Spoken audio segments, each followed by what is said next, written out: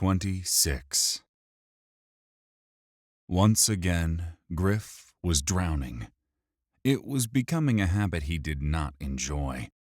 The tentacle wrapped around his leg pulled him down fast and hard. He saw his stamina bar plummet as the air in his lungs grew scarce. His health bar also sank at a steady rate, and his mind became foggy. Debuff. You have been poisoned with ethereal neurotoxin. This toxic substance causes surges of pain, mental confusion, and, if left untreated, brain death. It does little damage as it incapacitates prey instead of killing. 2 damage per second. Well, shit, Gryph thought. He stabbed down at the tentacle with his spear, slicing into its spongy surface. The tentacle detached and disappeared, leaving rivulets of black ichor that turned the water brackish. Gryph kicked toward the surface, but before he got 5 feet, another tentacle snapped from the depths and wrapped around his waist.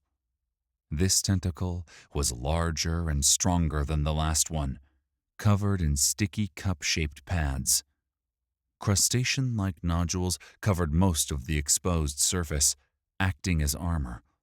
It squeezed Gryph, forcing the little remaining air from his lungs, and pulled him deeper into the darkness. Panic took hold of Gryph, heightened by the venom causing surges of confusion in his mind. There was something at the edge of his thoughts, something tickling at his mind, something he was desperately trying to remember. He heard a voice in his head screaming, and he realized it was his own voice. It was screaming, "Air, air, air." Well, no shit, subconscious Sherlock, Gryph raged at his inner voice. His lungs filled with water, and his inner asshole continued to yell, "Air, air, air" at him. Then, in a distant part of his mind, he understood. Air magic. Gryph shoved his hand into his inventory and extracted the Halo of Air spellstone. He held it tightly and tried to concentrate, but his mind was adrift, sinking with his body into the depths of the suffocating waters. He was losing consciousness. As his mind went dark, a tingle of warmth throbbed in his palm. A torrent of air swirled around his arm and into his mind. The surge of power exploded into his brain, jarring him awake. You have learned the spell Halo of Air. Sphere, air magic, tier, base. Allows the caster to summon a bubble of continuously renewed air around his or her head. This is used for breathing underwater or anywhere else where fresh, clean air is needed. Mana cost, 30. Casting time, instantaneous. Duration, 5 minutes plus 1 per air magic level. Cooldown, none. Gryph cast Halo of Air, and the water exploded away from his head in a sphere that measured about 2 feet. He tried to gulp in the fresh, amazing air, but vomited up copious amounts of water instead. The halo siphoned the bile-soiled water away from Gryph's face. He was breathing normally, but his body still throbbed with pain from the neurotoxin. He pulled another spellstone from his inventory and soon knew detoxification. You have learned the spell Detoxification. Sphere, life magic, tier, base. Allows the caster to cleanse themselves or another of the ill effects of poison, venom, spores, gases, or other attacks that cause poison damage. Mana cost, 40. Casting time, instantaneous. Effectiveness, reduces poison damage by 2 points per second per level. Poison is eliminated when the reduction per second is greater than the damage per second. Cooldown 5 minutes. You have learned the skill Life Magic. Level 1. Tier Base. Skill type Active. You can now wield the power of Life Magic.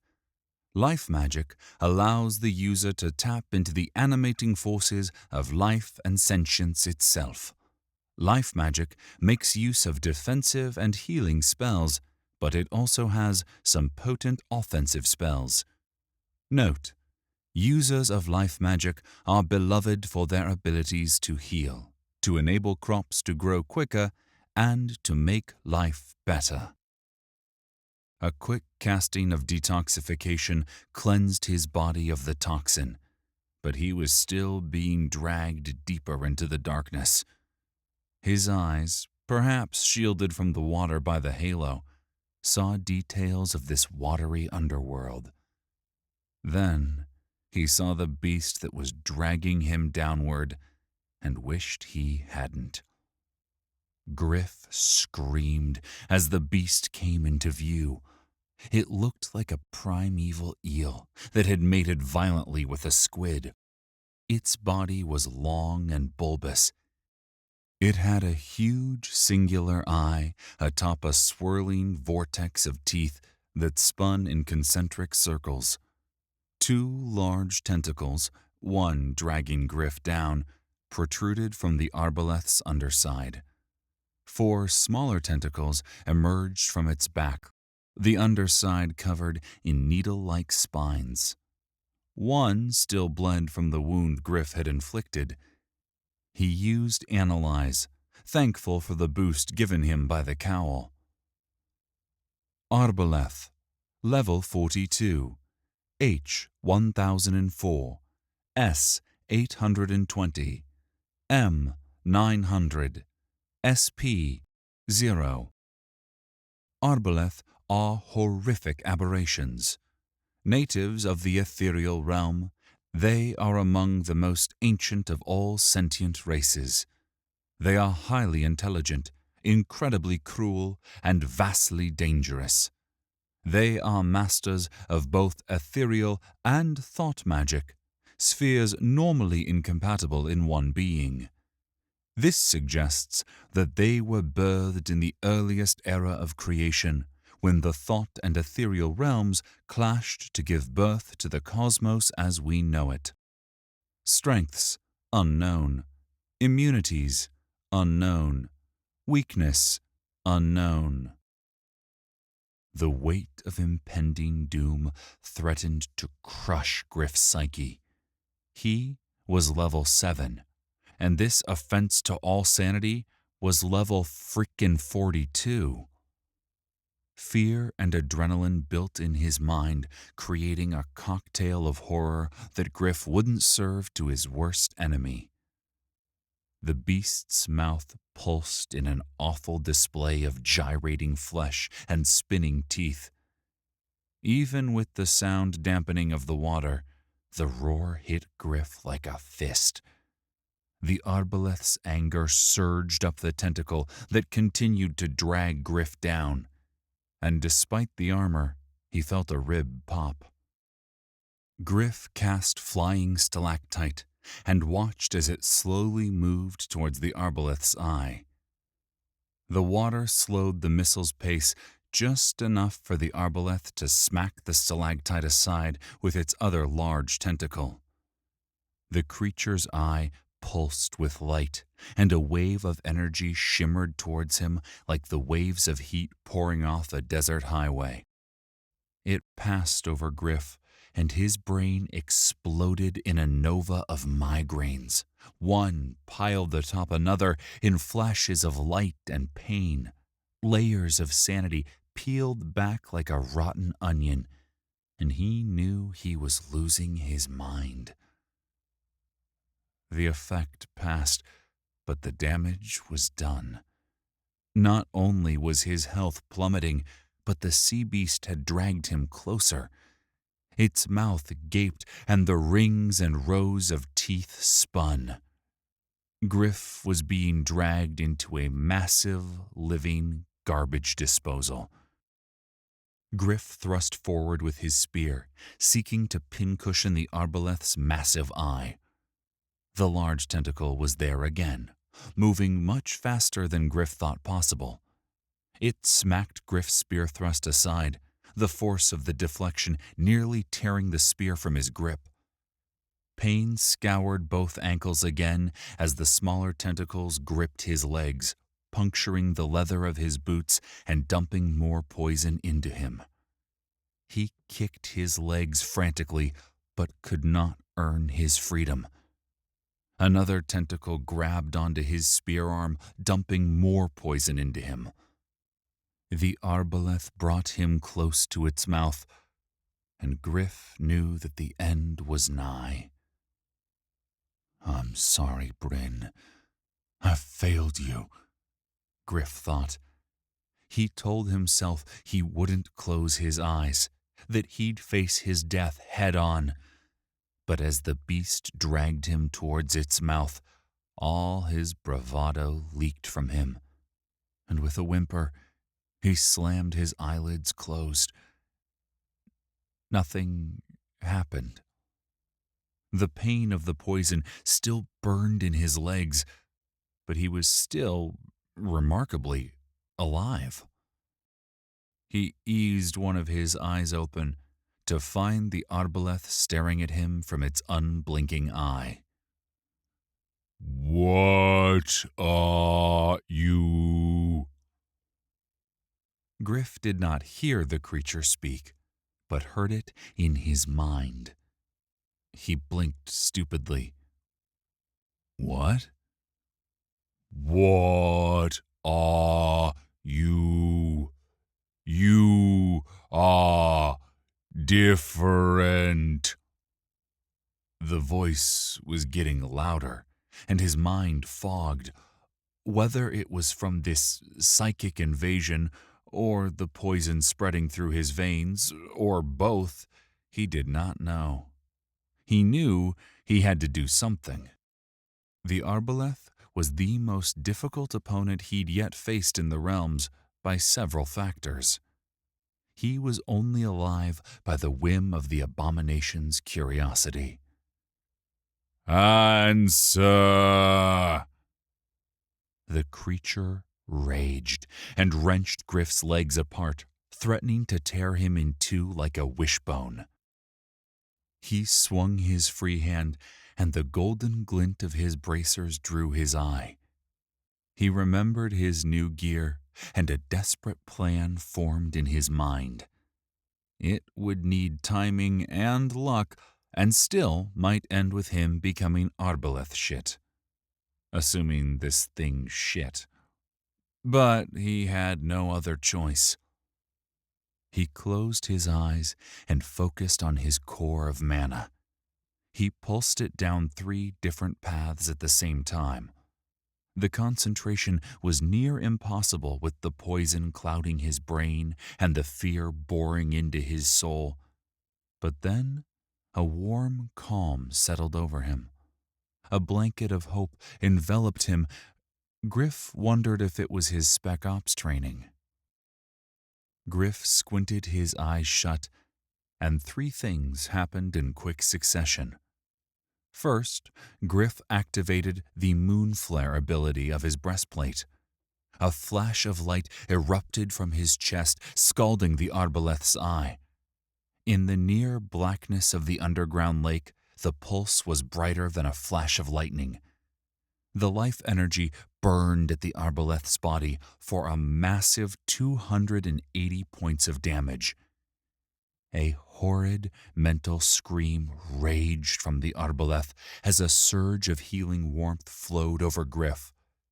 His pain eased and his health neared 70%. Next, Gryph activated the speed-doubling power of his boots just as the arbaleth's tentacles released their grip on him. They flailed wildly, striking Gryph with glancing blows. The newfound speed flashed through his nerves, and he avoided most of the beast's blind attacks. Finally, He pumped more mana into his bracers, activating their magnetic control, and assigned the field to his spear. With a mental flick, he launched the spear forward with much more force than he could ever manage with muscle power alone. The spear torpedoed through the water and found its mark, embedding itself in the arbaleth's still blind eye. You have scored a critical hit, 5 times damage. The arbaleth's health fell by another 182 points. A mental scream unlike anything Gryph had ever felt erupted from the mind of the tortured beast, and he could feel the fear tear at its mind. Gryph had no sympathy and quickly chugged a mana potion. Power pulsed through his body, and he activated the bracers again, this time flicking his wrist, ensuring an extra 80 points of damage as his spear ripped from the beast's eye and flew back to his hand. Despite the incredible damage Gryph had dealt the arbaleth, the abomination still had nearly 50% of its health, and he suspected with 900 mana, the creature could heal itself. He needed to keep it off balance. He pumped more mana into the bracers and shot the spear forwards again. Another critical hit, and another 182 points of damage as the spear punished the arbaleth's eye again. More viscous fluid poured from the wound. The beast flailed. At first, Gryph thought it was trying to locate its tormentor, but then he noticed a pattern to the gyrations. The damn thing is casting, Gryph thought in alarm. Gryph tried to pour more mana into his bracers, but both the bracer's 5-second cooldown and his dangerously low mana bar flared at him. The spear remained lodged in the beast's eye, far out of reach. Gryph had just enough mana for one spell. He cast Animate Rope and tossed his new spider silk rope towards the arbaleth. It snapped forward like an eel and zipped around the beast's tentacles. On Gryph's command, they tightened, disrupting the beast's casting. Gryph grasped the other end of the rope in his left hand and commanded the rope to pull him forward. He sped towards the beast, hoping that his aim was on mark. If he was too low, he would end up inside the creature's 1,000-toothed mouth. But his aim was true, and he landed on the arbaleth's head, right above the eye. He grabbed the shaft of his spear with his right hand and twisted. With its tentacles entangled, the arbaleth could do nothing but try to buck Gryph off. But every jerk pushed the spear deeper and caused more damage. What are you? The creature's terrified voice sounded small in Gryph's mind. Its immortal existence was ending, and it was desperate to understand how it had come to this end. I am your death, Gryph thought back at it. Gryph yanked the spear from the arbaleth's eye and thrust down with all his strength. The spear pierced the back of the eye, puncturing the thin layer of bone behind it. His arms sunk up to the elbows into the ichor of the abomination's eye. Gryph pushed harder. The spear impaled the arbaleth's brain, and the creature's foul thoughts blinked out like a blown-out light bulb. The beast's body sunk into the murk. Gryph opened his mouth to scream in triumph, but instead of yelps of joy, a cacophony of air bubbles surged from his mouth. In the final moments of the battle, mind clouded by adrenaline and rage, he hadn't noticed the halo of air spell had expired. His health bar plummeted. Had he survived the Arbaleth only to drown? Gryph's chest burned as his health bar sank. He attempted to cast Halo of Air, but his blue mana bar blinked at him with the rhythm of laughter. Perhaps it was the last vengeance of the Arbaleth. He dug for a potion. With no time to be selective, he had to hope it was a health or mana potion. Either would suit his purposes, but if he selected a stamina potion, it would mean his death. He popped the cork and crammed the vial to his mouth and sucked. Drinking underwater was difficult in the best of circumstances, but when you are nearly drowning, it is orders of magnitudes more complicated. He tasted brackish water and wondered if the potion would be effective. Stars popped behind his eyes as the pain in his lungs faded. He was dying. Then he felt a rush of energy through his body, a mana potion. As he passed out, Gryph's fingers moved through the gestures of casting.